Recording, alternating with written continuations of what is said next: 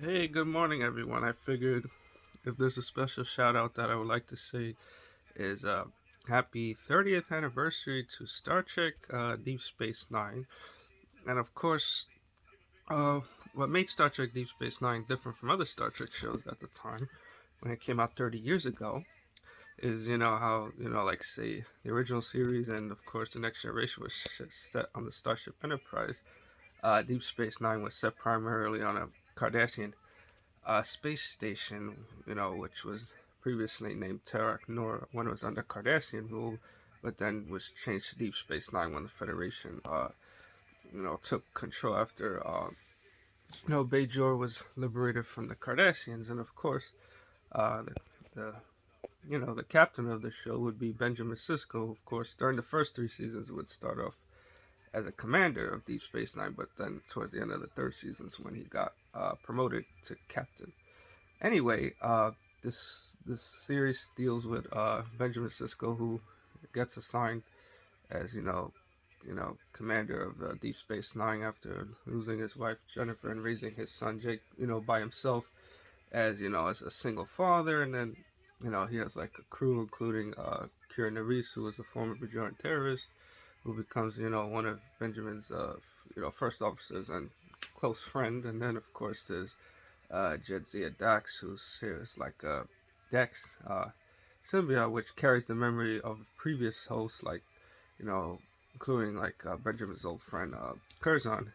Dax, and he affectionately calls her old man. And then of course there's Constable Odo, who's the chief of security, and Julian Bashir, the chief medical officer, who would be later revealed to be genetically you know, enhanced. And then of course there's Cork the Ferengi, uh, bartender.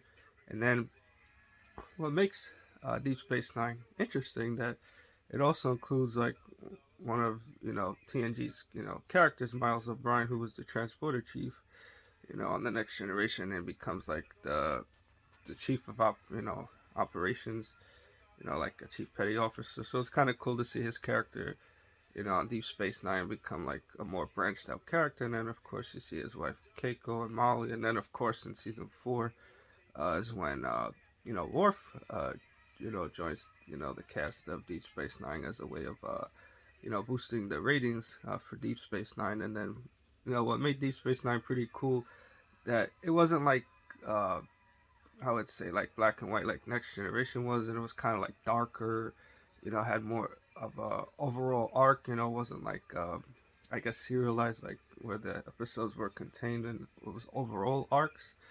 And you got to see a lot of cool stuff, like the religious aspect of Bajor explored, and then the Dominion War, which kind of brings out like something like later on like the darker side of Benjamin Sisko. And then of course you see like Garrick, a Cardassian, who used to be a spy for the Obsidian Order, I guess trying to make amends for his, past. And then you see, you know, Nog, Quark's brother, and then of course Nog, Rom's son and Quark's nephew, who later becomes the first Ferengi to join Starfleet. So